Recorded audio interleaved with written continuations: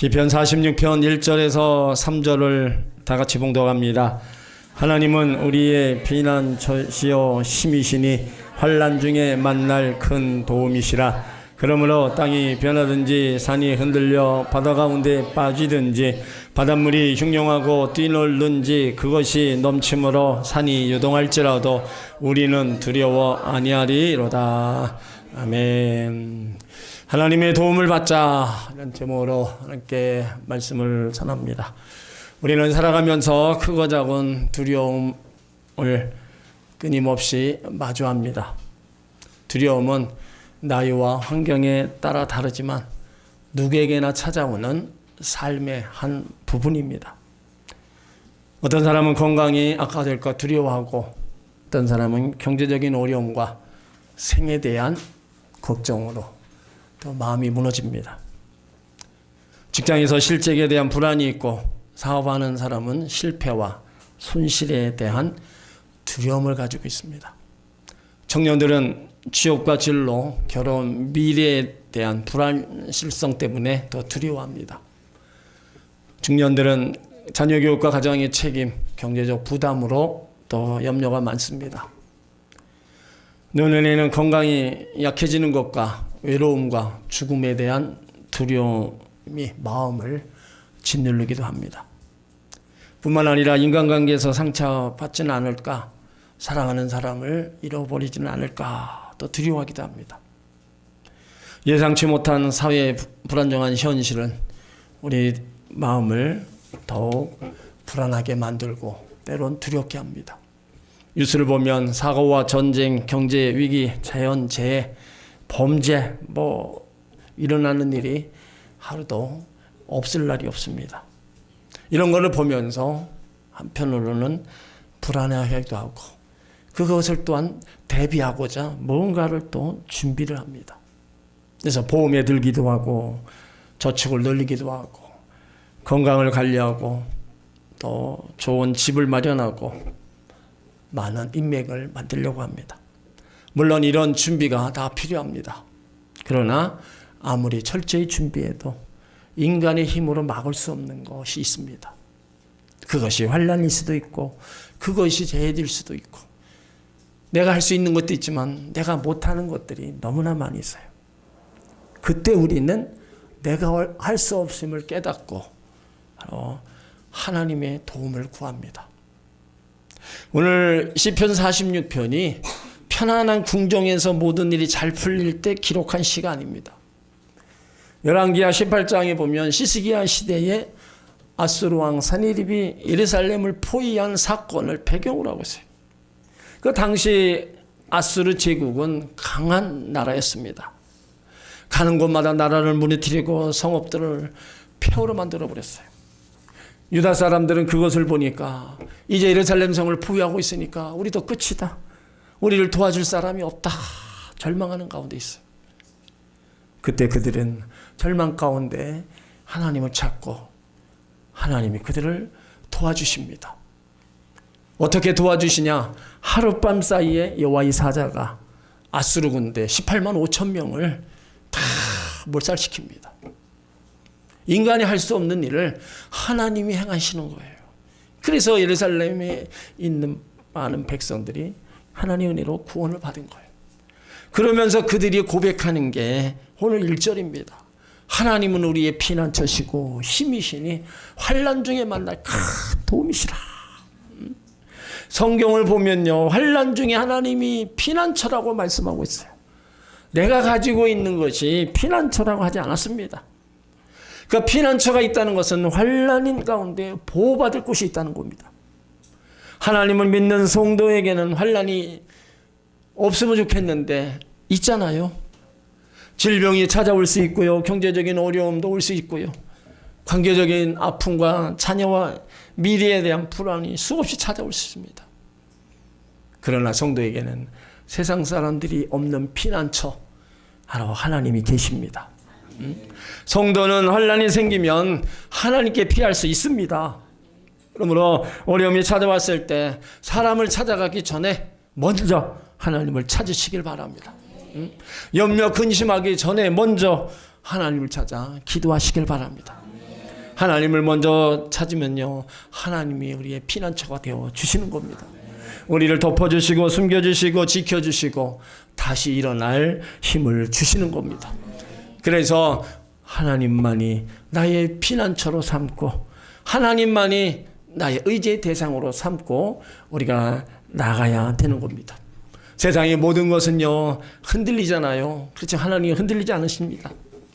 사람 아무리 가까이 있던 사람도 언젠가 다 떠나지만 하나님 떠나지 않으십니다. 내가 가지고 있는 거 여전히 나한테 있는 게 아닙니다. 그것 또한 다 잃어버릴 때가 있어요.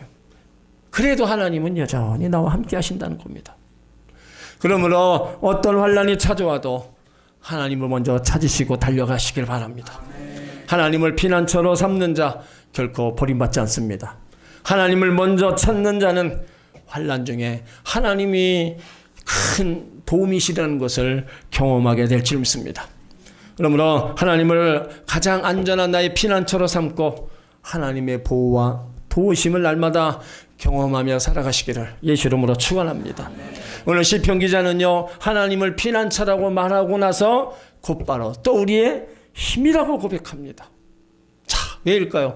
피난처는 우리를 보호하는 것이고 힘은 우리를 다시 일으켜 세우는 능력이기 때문입니다. 우리가 살아가면서 넘어지잖아요. 육체가 지칠 때가 있고 마음이 지칠 때가 있습니다.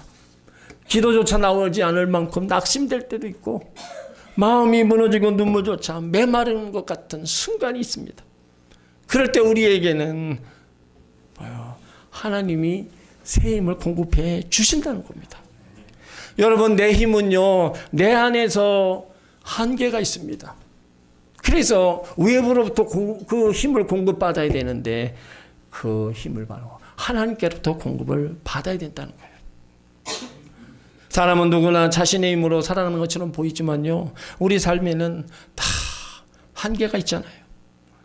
젊음에도 한계가 있고 건강에도 한계가 있고 재물에도 한계가 있고 지식, 경험에도 한계가 있어요. 아무리 강한 사람이라 할지라도 지칠 때가 있고 아무리 담대한 사람이라도 낙심할 날이 있습니다. 그러나 하나님은 지친 자에게 새 힘을 주시고 넘어진 자를 다시 일으켜 세우시는 분입니다.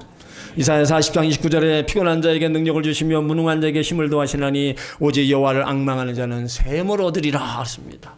피곤함, 육체적으로 지친 사람만이 아닙니다.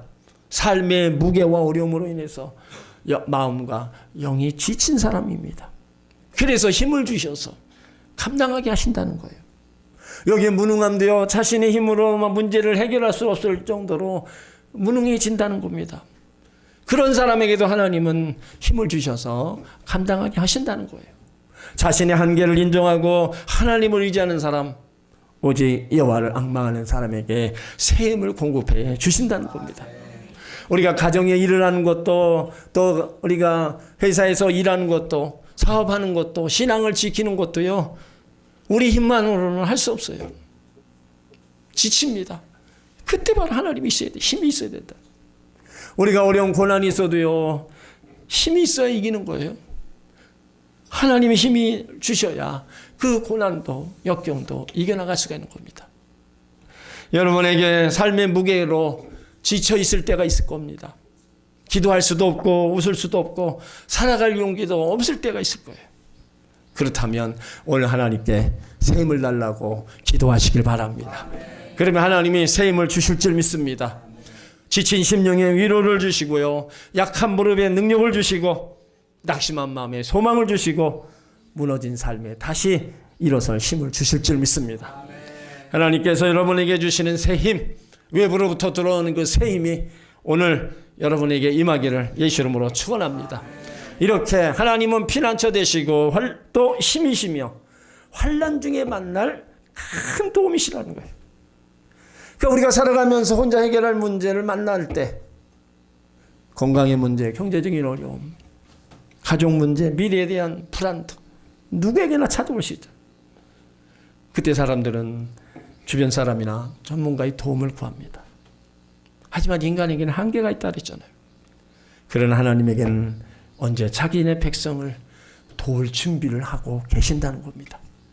여기 중요한 말씀은요, 환난 후가 아니라 환난 중이라는 겁니다. 내가 고통을 당하고 있을 때라는 거예요. 우리는 문제가 해결되면 하나님 앞에 감사합니다. 병이 낫고 나면 하나님이 하셨습니다. 어려운 문제가 해결되면 하나님이 도우셨습니다. 그렇게 생각을 해요. 그러나요? 하나님은 문제가 끝난 다음에 해결된 다음에 찾아오시는 분이 아니라 그 문제 가운데 계셨다는 겁니다. 병상에서도 하나님 함께 계셨고요. 눈물 흘리는 자리에도 하나님 함께 하셨고 실패와 낙심의 자리에도 하나님이 함께 하셨어요. 기도 응답이 늦어지는 그 시간에도 하나님은 함께 하셨어요. 우리가 가장 힘들어하는 순간에도 하나님 우리를 떠나지 않으셨다는 거예요. 그 성경을 우리가 자세히 보면요, 하나님은 언제나 고난의 현장에 다 와 계셨어요. 이스라엘 백성이 홍해 앞에서 절망하고 있을 때 하나님이 그들 앞에서 계셨습니다. 광야에 물이 없고 양식이 없을 때 하나님이 그들 가운데 다 준비해 놓고 계셨어요. 하나님은 멀리서 지켜보는 분이 아니라 우리 삶의 가장 깊은 고통 속으로 들어오셔서 함께 하신 하나님 겁니다. 그러므로 여러분들이 지금 갖고 있는 환난이 있다면 그 환난 가운데 하나님이 함께 하시면서 이제 큰 도움이 될 것을 믿으시길 바랍니다. 왜요? 그 중에서도 떠나지 않고 우리와 함께 하시기 때문에 우리가 해야 될 일은 그 하나님을 더 의지하고 가는 겁니다. 그러면 환난 가운데 도움을 받게 되고 그 도움이 복이 되고 또 풍성한 열매가 될 줄 믿습니다. 하나님이 하시는 일이기 때문에 우리가 생각할 거는 항상 하나님 편에서 그것을 생각하고 그것을 바라보고 나가야 되는 거예요. 그러면 그것이 결국엔 믿음의 고백이 되고 믿음의 역사를 이루어 나가는 겁니다. 그러므로 여러분 앞으로 또 지금 환난이 있으면 그 환난에 하나님이 큰 도움이 되실 것을 믿고 또 하나님을 찾으시길 바랍니다. 이제 시인은 하나님이 우리의 피난처고 힘이시고 환난 중에 만날 큰 도움이라고 이제 고백하고 또 담대하게 선언을 합니다. 2절 3절에 보면 그러므로 땅이 변하든지 산이 흔들려 바닷 가운데 빠지든지 바닷물이 흉용하고 뛰놀든지 그것이 넘침으로 산이 요동할지라도 우리는 두려워 아니하리로다. 여기 그러므로 이유를 설명합니다. 접속사예요. 왜 두려워하지 않느냐? 문제가 없기 때문이 아니라 하나님이 함께 하시기 때문입니다. 여기 먼저 땅이 변하든지 말하는데 성경에서 땅은요, 삶의 터전, 안전의 상징입니다. 사람은 누구나 자신의 삶이 흔들리지 않기를 바랍니다. 안정된 가정, 안정된 직장, 안정된 건강, 안정된 노후를 꿈꿉니다. 그런데 시인은 그 땅마저, 그것마저 변할 수 있다는 겁니다. 그렇죠. 우리도 평생 다니던 직장 하루아침에 사라질 수 있고요. 평생 건강하던 사람이 갑자기 병을 얻을 수 있습니다. 믿었던 사람이 떠날 수 있고요. 나의 기반이라고 생각했던 것들이 무너질 수 있어요. 그러나 믿음이란 흔들리지 않는 그 나의 믿음, 하나님을 믿는 그 믿음, 그거는 이제 변함이 없어야 된다는 거예요. 그리고 성경에서 산도요, 견고함, 안정, 변하지 않는 것을 상징합니다. 그래서 사람들이 저 산을 보면 저 산만은 영원히 그대로 있을 것이라고 생각합니다. 그런데 시인은 그 산마저 바닷 가운데 빠질 수 있다고 얘기합니다. 이건 자연재해를 얘기하는 게 아닙니다. 내가 가장 든든하게 믿고 의지했던 것들이 순식간에 무너질 수 있다는 사실을 보여주는 말씀입니다. 그렇다면 여러분들에게 산이 뭐예요? 건강입니까? 물질입니까? 자녀입니까? 직장? 사업? 이 모든 것들 우리가 소중하지만 영원한 것은 아니라는 겁니다. 건강은 질병 앞에 흔들릴 수밖에 없고 재산은 경제 변화 앞에 사라질 수밖에 없습니다. 직장과 사업도 예상치 못한 위기 앞에 무너질 수 있어요. 자녀들 역시 우리 뜻대로 살아가지 않습니다. 변하지 않는 것은 바로 하나님밖에 없습니다. 세상도 환경도 사람의 마음도 다. 그러나 하나님은 변하지 않으십니다. 어제나 오늘이나 영원토록 동일하십니다. 그러므로 믿음은요, 변하지 않는 하나님을 붙드는 겁니다.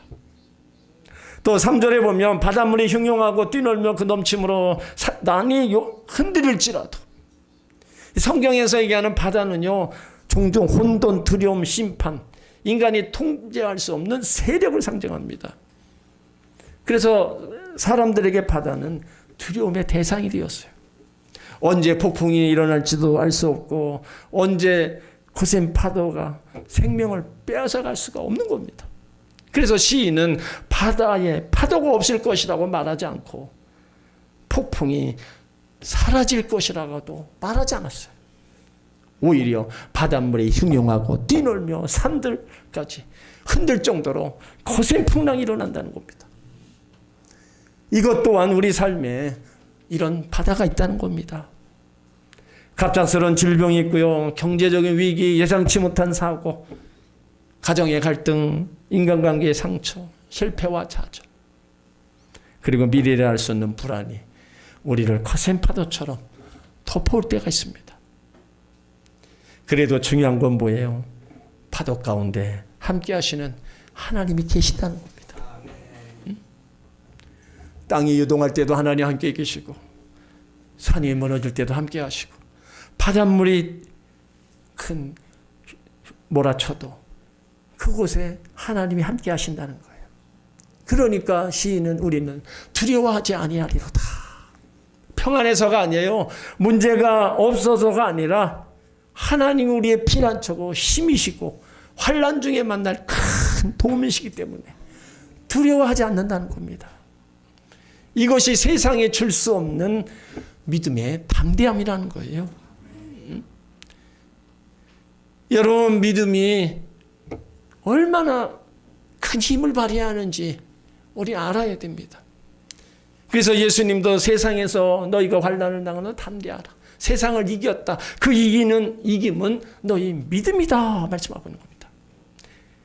어느 때나 하나님이 함께 하신다는 믿음, 그 하나님이 나를 회복시키시고 살리신다는 믿음, 나에게 큰 도움이 되신다는 그 믿음, 그 믿음을 갖고 고백하면 모든 환난 분명히 이기게 될 줄 믿습니다.